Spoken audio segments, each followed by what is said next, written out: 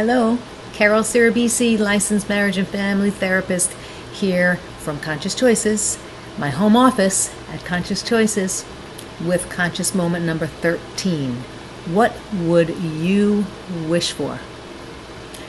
If you had a wish that you knew would come true, what would you change in your relationship? So think about that. I asked this question this past week for a Facebook Live event that we did a little earlier today. And some of the responses that we got were, if I had a wish that I knew was going to come true, I'd wish that we communicated better. I would wish that my partner would listen. I would wish that we'd have more sex, that we have more connection, that there would be more joy in our relationship, that we would find better ways to disagree, that we'd handle conflict better. I mean, all of these are significant wishes. And the reality is we don't need a wish. And, if we had a magic wand, all of those things are lovely fantasies about how our relationships can get better. The truth is, when our egos are in control, when we're feeling vulnerable, when we're feeling upset, when we're feeling dissatisfied, our egos are going to tell us that there's something out there that needs to be changed. It might even tell us that there's something in here that needs to be changed. That's a little bit different than intuition saying, "Oh, I need to make some adjustments. I need to self-reflect and pay attention to the growth that I need here." I'm talking about the ego that blames ourselves and makes us believe that I'm doing something that's creating the problem in the relationship. So our egos can go either way. Get rid of that. Our egos can go either way. Either it's blaming someone else or it's blaming ourselves. Either way, it takes away our power because it makes us believe that there's a problem that needs to be solved, when really the truth is, it's not your fault, it's not my fault. The issue is the dynamic in the relationship that we're in needs to be adjusted. So if it's a problem at all, it's a problem of the system.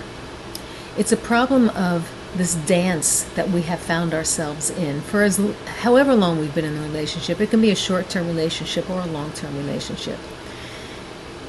But to really recognize that the problem is not you and it's not me and it's not it's not COVID, it's not the political climate right now, it's not social injustice, it's not racism, it's none of those things. Not that those things aren't problems. But that's not the problem between you and I, right? The problem, the thing that needs to be adjusted is how we respond, how we react to the stories, to the ways that we are filtering what's happening between you and I through the lenses that we wear, the filters that we hear through, basically the stories, unconscious most of the time, in our heads about how things should be. As opposed to, you know what, I want the kind of quality relationship where we really are interested in each other's opinions, in each other's feelings, in each other's perspectives and experiences in life. So I'm going to do my best. I'm going to take charge of my role in this relationship, and I'm going to do my best as often as I can to slow myself down and listen. And sometimes that's really hard. When our partners are triggering us and we're feeling insecure or we're feeling vulnerable, and sometimes we don't even know that we're feeling insecure and vulnerable and we're just reacting. And it isn't until our partner says to us, and if they're doing it in a loving way, it's much easier to hear it, when our partner says to us, "Hey, you know what? Do you think that the reason you're getting a little agitated right now is because you're feeling insecure about X, Y, and Z?" Imagine that you're getting that kind of response from a partner, and imagine that you're able to kind of take that in and not let your ego tell you that you have to defend yourself from this feedback. Ideally, this is if you have a conscious and willing and intentional partner who knows how to slow things down, press the pause button, and kindly reflect back something to you. That's wonderful if you have it. You may not have it, and that's okay. It makes it, it's not even that it makes it harder, because sometimes it's very hard to hear your partner suggesting that maybe this is about you. So it's a different thing when you don't have a partner, who's willing to do that in a kind way, to be able to slow ourselves down. Take a pause and realize myself, oh, something is going on here. I don't even know what it is. But it's actually okay to say that. You know what, my darling? I don't like what's going on here between the two of us. This feels really uncomfortable and tense, and it feels disconnecting, and that's not what I want. I want to connect with you. So I don't really know what else to say, except maybe we should press the pause button and come back to this when we're both a little clearer, when our egos aren't so charged.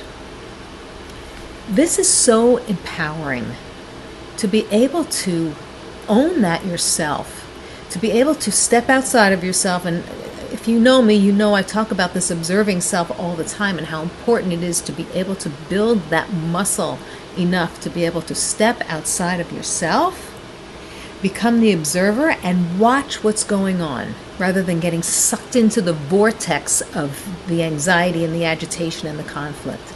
Conflict is natural. If you're in not even if you're in a relationship, life is full of conflict. And the only way we grow is by stepping into the conflict with an open heart, with an open mind, with a willingness to learn from the conflict. So this week, see what you can do to pause. See what you can do to bring yourself into alignment, and then step into that observing self where you recognize, the newer part of my brain. Yes, the neocortex, the higher consciousness, my adult self that's aligned with my essence, wants to increase the quality of my relationship. So I'm going to stop right now, and I'm going to pivot. I'm going to make a change. I'm going to respond differently, even if my response is simply, I don't know what's going on here. I don't like it. Can we stop? Because I love you and I just want to feel connected. See what you can do this week. As always, I'm sending you so much love and light. And I don't want to forget, please make sure, if you're on social media, particularly Facebook, to join us at 2 p.m. next Friday for our Facebook Live. Right now it's called Focus Fridays Live. And we'll be sending out questions. So come and join us and participate. In the meantime, please like the video, share it as you can, and subscribe. We'll see you soon. Have a great weekend.